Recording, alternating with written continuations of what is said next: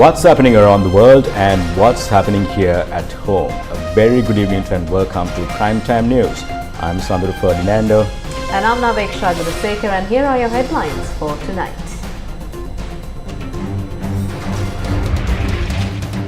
President stresses the need to build a new country, a fresh economy and a reinvigorated political system united for the common good. Protests across the country condemning the attack on the teachers and principals demonstration. Government and semi-government workers protest, demanding an allowance of 20,000 rupees from the budget. Police fire tear gas and water cannons on the medical faculty student protest.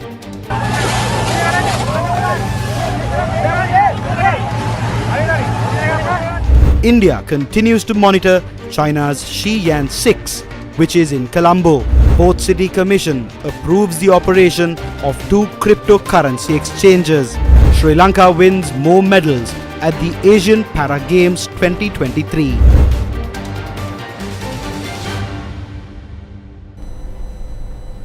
In your top story tonight, the berthing of a Chinese geophysical scientific research vessel Xian 6 in the port of Colombo in the Sea of Sri Lanka is brewing a new geopolitical issue. According to Indian media, the Indian Navy is keeping close tabs on 3 Chinese warships, a submarine and a research vessel in the Indian Ocean region. The Indian Navy, on its part, keeps track of the Chinese vessels using its fleet of P-81 long-range maritime patrol aircraft and surface ships, as well as 2 MQ-9B Sea Guardian drones, variants of the iconic armed Predator drones leased from the US. Indian media reported that India is keeping track on Chinese vessel movements amid the rapidly expanding collusiveness between China and Pakistan in the maritime domain. The Chinese and Pakistan navies are slated to conduct the Sea Guardians joint maritime exercise in the Northern Arabian Sea in November this year. Reports suggest the Chinese Anti-Piracy Escort Force, or the APEF, including a destroyer, a frigate, and a tanker in the Persian Gulf region, have been joined by the Song-class diesel-electric submarine along with a support vessel for the forthcoming exercise. The Times of India reported that a dual-purpose Chinese survey and research vessel, Xian 6, also docked at Colombo on Wednesday, despite concerns being raised by India. It also said that in August, Chinese warship Haiyang 24 Hao, with a crew of 140, had docked in Sri Lanka. It went on to note that India in the past conveyed its strong objections to Sri Lanka over allowing Chinese navy and spy vessels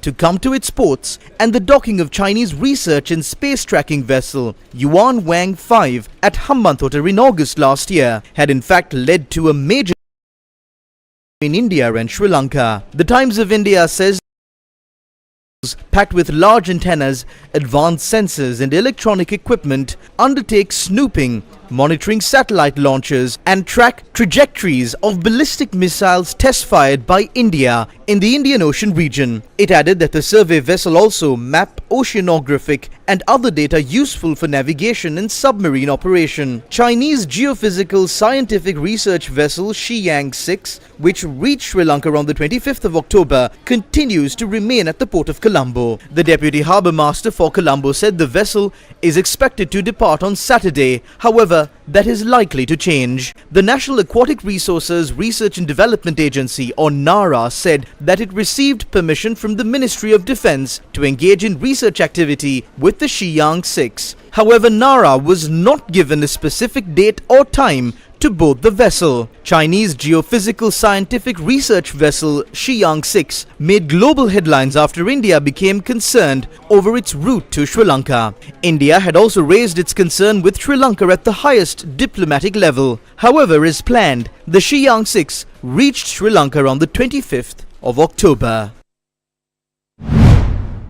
Another powerful warship is currently in the Sea of Sri Lanka, and it is anchored in the port of Colombo. The Republic of Korea's Kwangeto the Great, belonging to the Navy of the Republic of Korea, arrived at the port of Colombo on a formal visit. Kwangeto the Great is a 135-meter-long destroyer manned by 249 crew members. The ship is commanded by Captain Kim Huyong Churl. Kwangeto the Great will engage in a maritime exercise with the Sri Lankan Navy vessel before leaving the Sea of Sri Lanka. The port call of Kwangeto the Great marked an important landmark as it was the first visit of a Korean ship to the Colombo port in 6 years. The Committee on Public Finance was informed that the Port City Commission has approved the operation of 2 cryptocurrency exchanges at the Colombo Port City.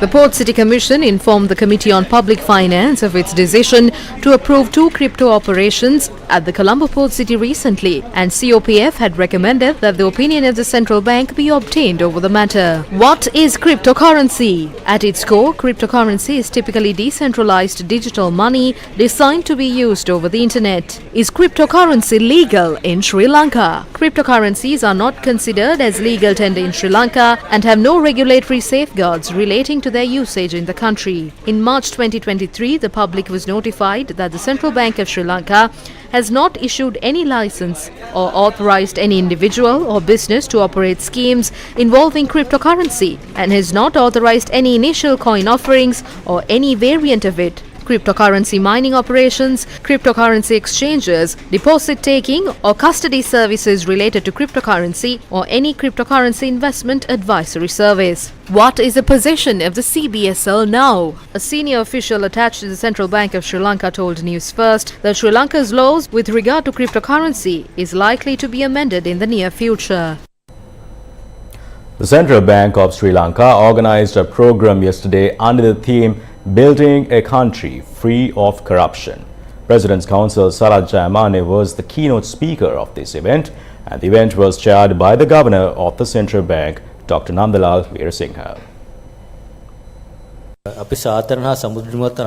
If we are to achieve a successful and prosperous future, it is imperative to fight against corruption. Therefore, enforcing and implementing the Anti-Corruption Act is a crucial part in this process. At present, one thing that many countries and international organizations consider when working with the country is whether the country has taken adequate measures to prevent corruption in the country. That is why the Anti-Corruption Act is extremely important. Therefore, in countries like ours, foreign investments and aid have dropped significantly. We know that some entrepreneurs are reluctant to bring in foreign exchange to the country. Local entrepreneurs are also reluctant to pay taxes. Many say that the main cause of all of this is the money being used unfairly owing to the corruption in the country. Therefore, immediate steps must be taken to prevent this, and we are also in a program with the International Monetary Fund. Accordingly, the government has agreed to implement a certain degree of reforms. A key part of this is to reform the Anti-Corruption Act, on which Sri Lanka has made some progress on. At the same time, there is a great deal of discussion in the country regarding the measures of curbing it, which I see as a good thing. One aspect of it, as we see it, is the new Anti-Corruption Act.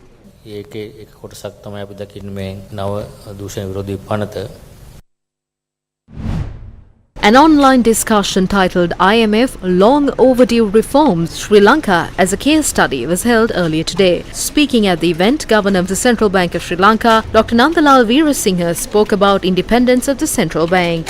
The central bank independence is I think, most important reform that we were able to implement. And this new central banking reforms were basically brought into as a bill back in the earlier IMF program in 2017-18, and bill had already been drafted. I was pretty much involved in the drafting and bringing that reform. But unfortunately, with the change of the government in 2019, they thought this would not be the right kind of reforms, and they wanted a kind of a central bank which was having certain weaknesses in terms of independence and governance issues. If you look at central banking history in Sri Lanka, is obviously central bank independence, and also the people who exercise independence was already available in the Central Bank Early Act. Also, it was mainly the governance and the process of appointments. As you said, if you see the governing board or central banking board,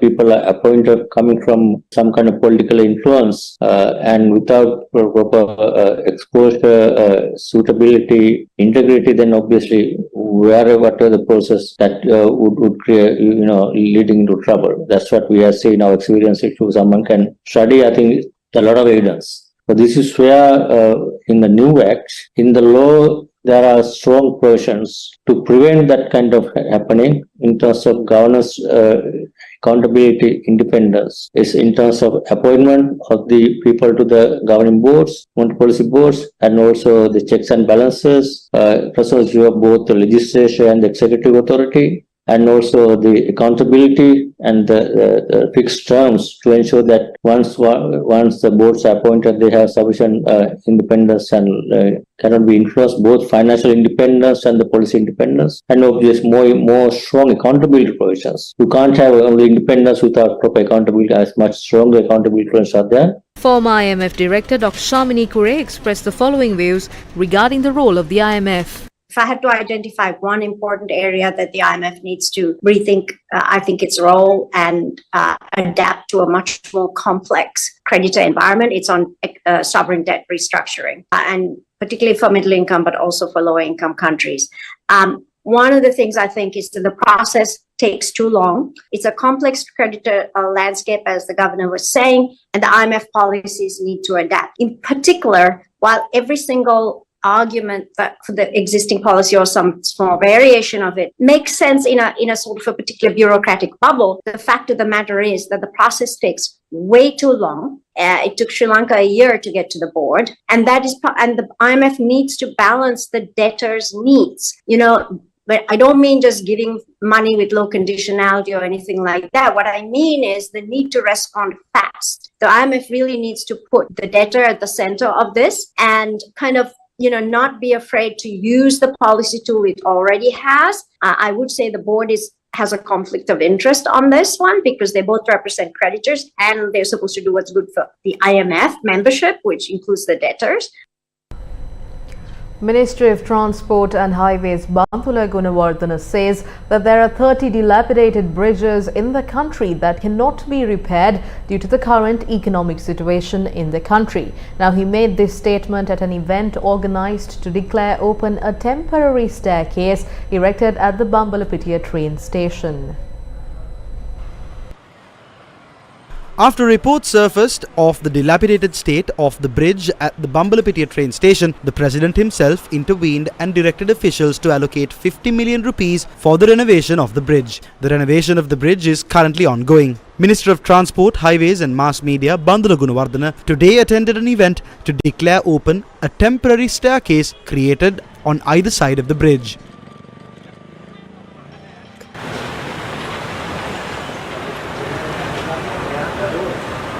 There are 30 such dangerous bridges in our country. We need about 350 million rupees to maintain them. The Road Development Authority has estimated that it will cost more than 2 billion rupees to complete these bridges. We have requested for money to be allocated in the budget to at least renovate the most dangerous bridges. The issue is that when the salaries and pensions of state sector employees are paid and the Samurdhi benefits are settled, the tax income of the government is over. No matter which government is in power, the rest will have to be done through foreign loans.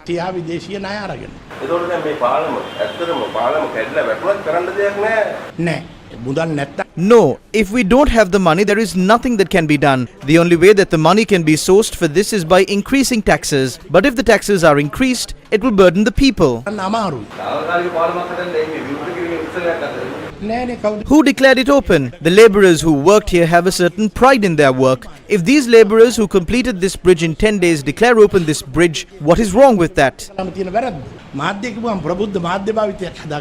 Chairman of the State Development and Construction Corporation of Sri Lanka described how this temporary staircase was constructed. There is a big bridge from the Angampitiya road to the school lane in Navala. This is a concrete bridge. The steel used to erect the structure of that bridge was what was used to erect this temporary staircase. The only thing that we additionally supplied is the checkered plate to prevent people from slipping. The State Development and Construction Corporation of Sri Lanka designed this staircase in a way that it can be removed and moved to any other location. Meanwhile, the general public continue to travel across this dilapidated bridge.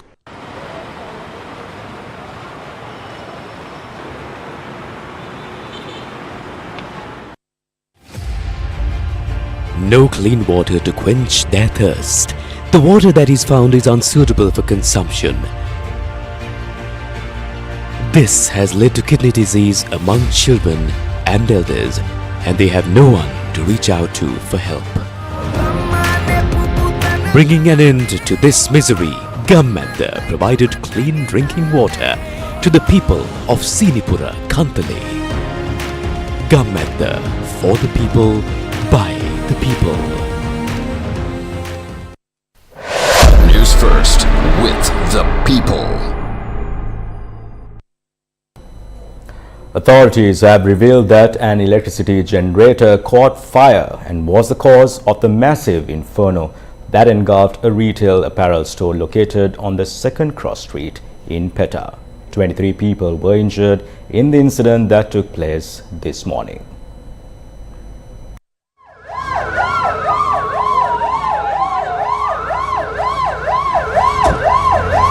A fire broke at a 5-story building housing a retail apparel store located on Second Cross Street, Petta at around 9:30 a.m. A total of 11 fire trucks were deployed to douse the fire.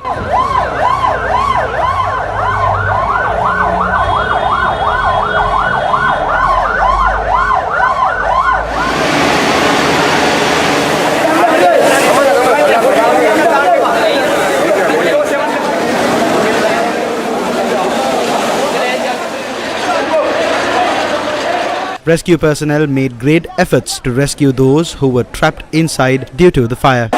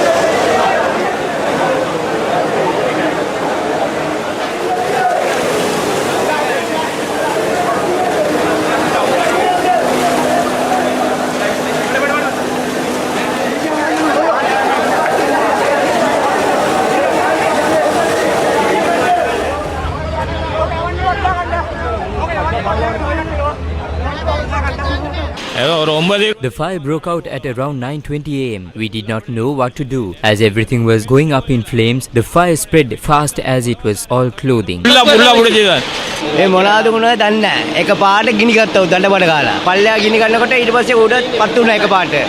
It took firefighters over 2 hours to contain the blaze. The firefighters were supported by the Sri Lanka Army, Sri Lanka Air Force and the Sri Lanka Police as well.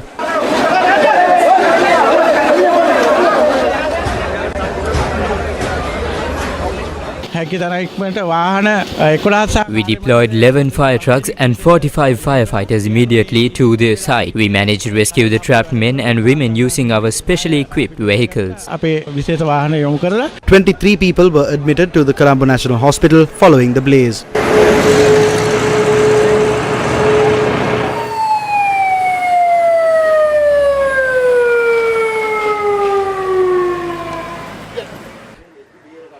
Deputy Director of the Columbo National Hospital, Dr. Xian said that they were admitted due to minor burn injuries and respiratory issues. 19 of them are receiving in-house treatment and they include 11 men and 8 women.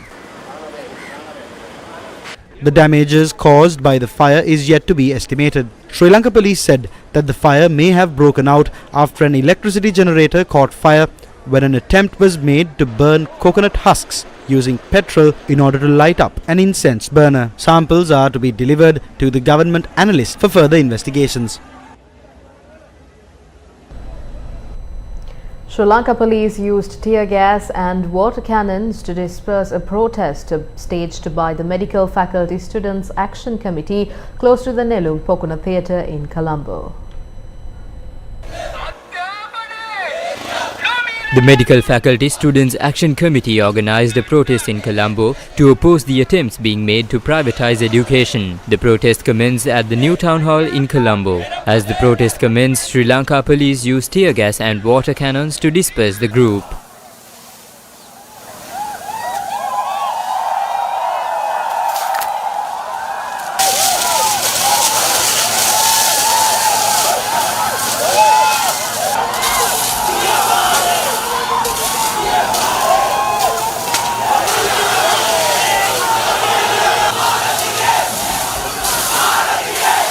क्या हुआ?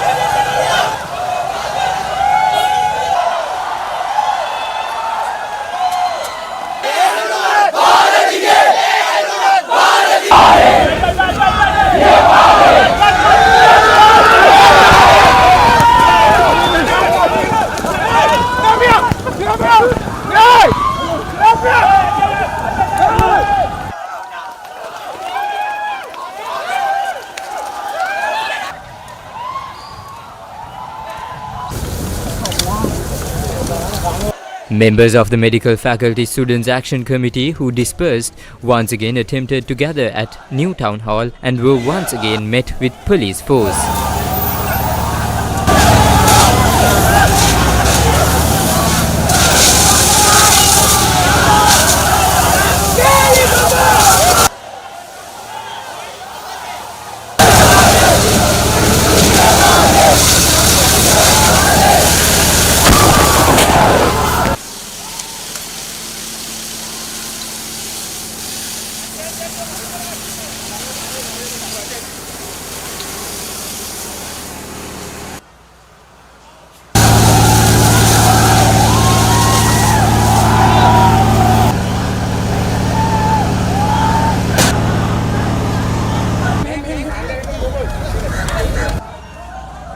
Thereafter, Newsfirst correspondents reported that the convener of the Medical Faculty of Students Action Committee, Naveen Taraka, and several other student activists were detained. More protests took place outside many schools to condemn the attack on the protest that was organized by the teachers, principals and teacher advisors in Columbo recently. Sri Lanka police on Tuesday used tear gas and water cannons to disperse a group of teachers who marched to the Ministry of Education demanding for the long-standing salary problems and other issues faced by teachers, principals and teaching advisors to be resolved. Protests against this were staged after school hours at several schools across the country today. The protest, organized by the Ceylon Teachers Union, was held opposite the Kotahena Central Hindu Mahavidyalaya today.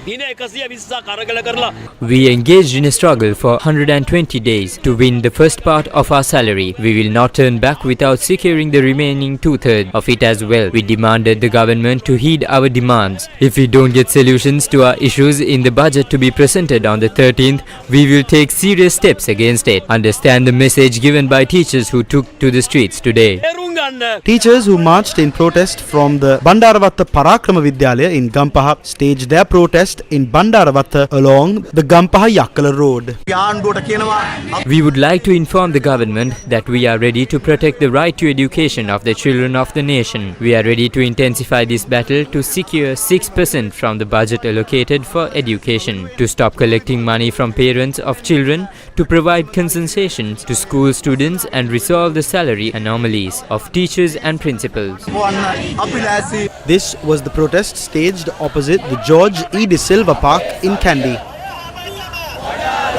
All teachers of St. Joseph's College in Anuradhapura staged a protest today. Teachers from several schools in Putlam attended the protest staged opposite St. Andrew's Mahavidyalaya in Putlam. Protests against the use of tear gas and water cannons on teachers and principals were held at the Horana Bus Depot and Takshila Vidyalaya. Teachers from the Kantale Central College and Kantale Agrabodhi National School staged a protest opposite the school premises today. This protest was jointly organized by teachers of the St. Mary's National School, the Hambantara Primary School and the Samodagama Primary School. This protest was staged opposite St. Charles College, Jaffna. Protests were also held opposite many other schools across the country today. Manushana Nayakkara, the Minister of Labour and Foreign Employment, maintained the following position on the use of police force on a protest organised in Colombo by teachers and principals.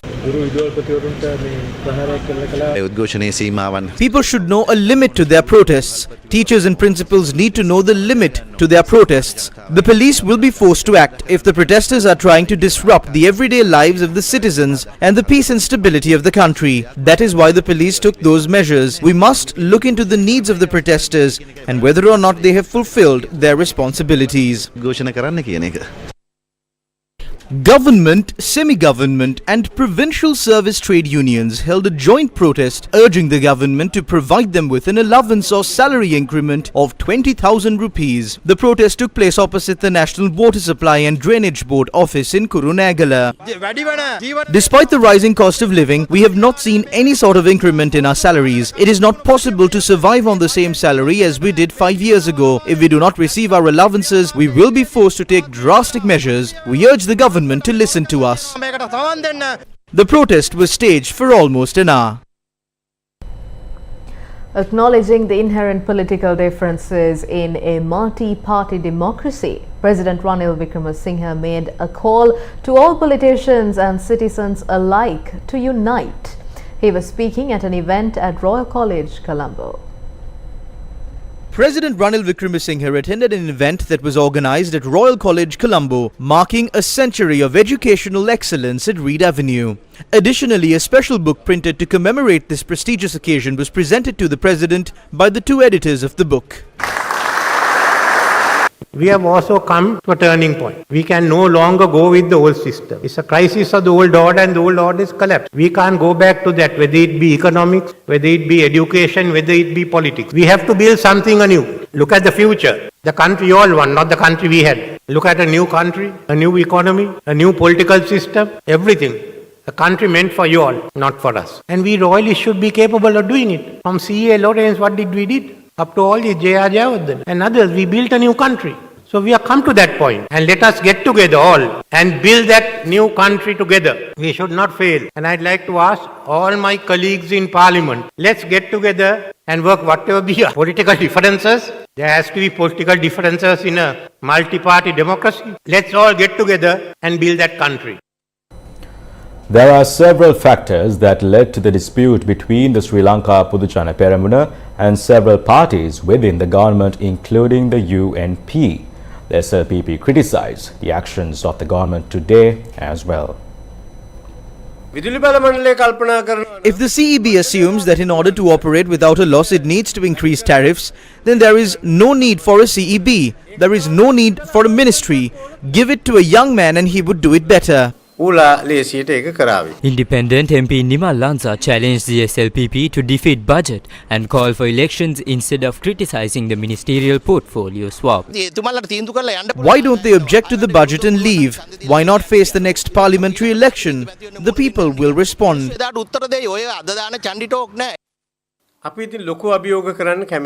We don't like to make big challenges. We only make small challenges. We would like to make a small challenge. We challenge anyone who challenges us to win some other small election by themselves if they can. Then we will accept your challenge. We supported the president to protect the state. If the state is to be protected, we must achieve some level of economic stability. That is what the SLPP stands for.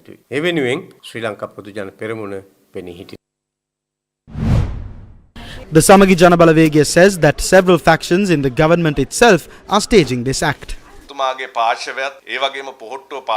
As the budget approaches, we see that the President's party as well as the Pohottua have taken out their swords and daggers and are staging an act.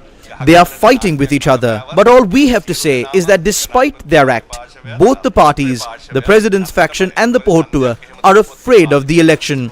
Because if the election is held, this parliament will be dissolved. There won't be any pieces of either party left. They say that they are against increasing the electricity bill and the rising cost of living. What I have to say is that they should stop deceiving the people with voice cuts, saying that their plans are different. The seniors of the Pohottua cannot engage in politics without holding ministerial positions, because they can only easily steal money and get commissions if they have a ministry. If these commissions don't come in, the Pohottua mechanism on the ground level cannot function. Therefore, we can see that at this point they are staging these acts to try to get a ministerial position and move forward, and not in the intention of dissolving parliament and holding an election.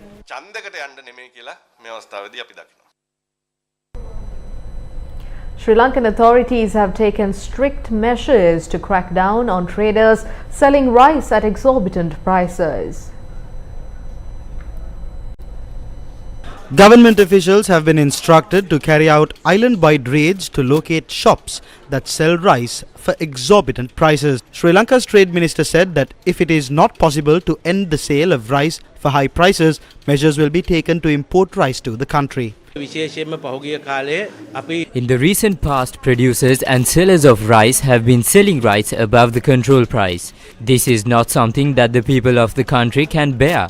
And because of this, I have visited the districts and appointed leaders, and I, along with my directors, will be conducting mandatory raids.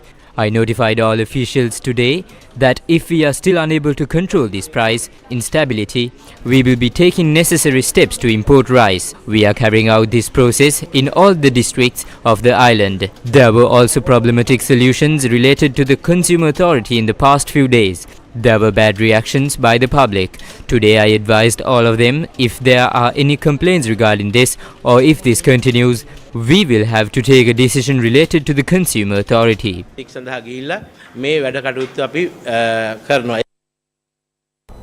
Nada al-Nashif, the Deputy UN High Commissioner for Human Rights, had met with Cardinal Malcolm Ranjit. In a tweet, the Deputy UN High Commissioner for Human Rights said that the two discussed the victims' search for justice for the 2019 Easter Sunday bombings in Sri Lanka. She further wrote, "Strong reminder of key role of faith leaders in upholding and protecting human rights for all."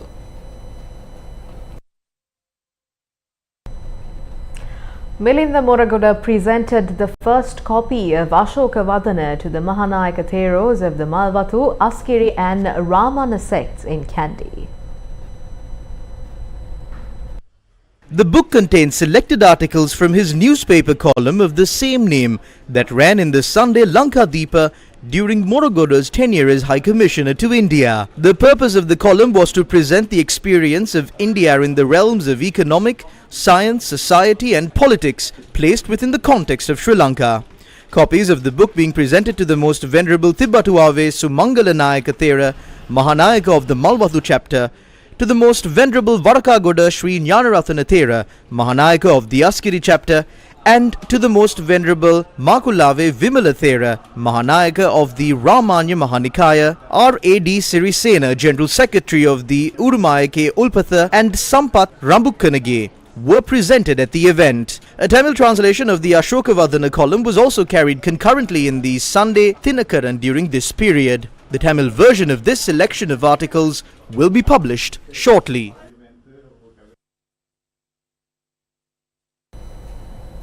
Negotiations mediated by Qatar on a ceasefire and prison exchange deal between Israel and Hamas are progressing and at an advanced stage.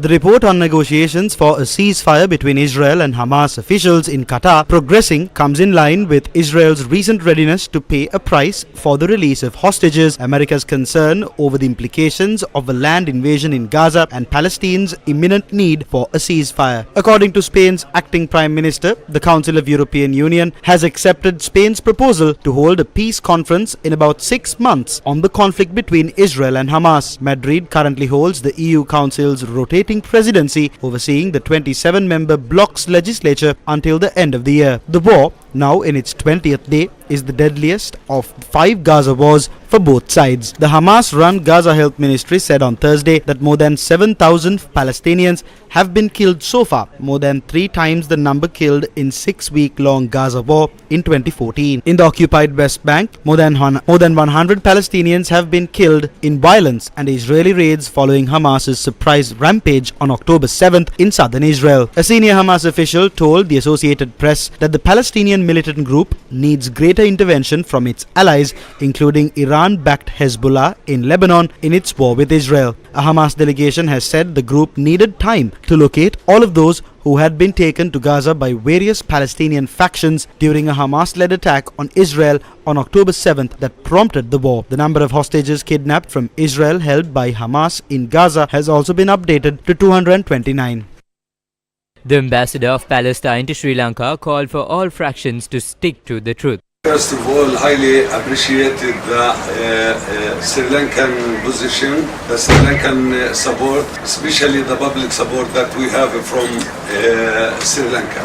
We wish the Sri Lankan media, social media, to be stick to the truth and to follow up what's going on in reality there in Palestine. We highly send our deep condolences to the Sri Lankan family who lost one of the Sri Lankans there in this struggle.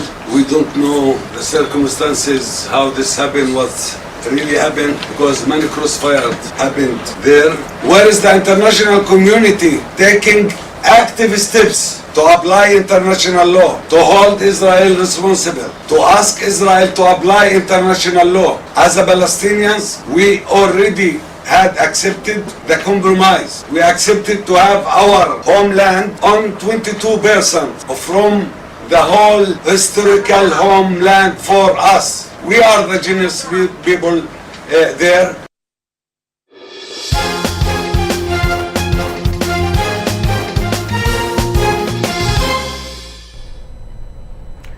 Three Sri Lankans won silver medals at the Asian Para Games in China. Nuwan Indika Gamage won the silver medal in T46 men's long jump, recording a distance of 6.68 meters. Anil Prasanna Jayalath won the silver medal in the T63 men's 100 meter, finishing in 12.98 seconds.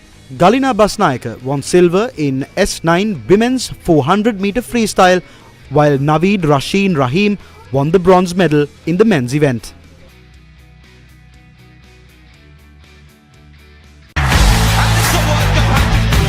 The official ICC Men's Cricket World Cup India 2023. Pakistan took on South Africa in the 26th match of the ICC Cricket World Cup 2023 in Chennai, India. Cricket fans can watch and listen to all the action of the World Cup via the MTV MBC networks, the official local broadcast rights holder of the tournament. The matches are also being streamed live on www.sirisatv.lk. And that's a wrap of primetime news for tonight. For all these stories and much more, visit our website, that is www.newsfirst.lk. For the Newsfirst team, I'm Naveksha Gunasekara. And I'm Sandhu Ferdinando. Take care and good night.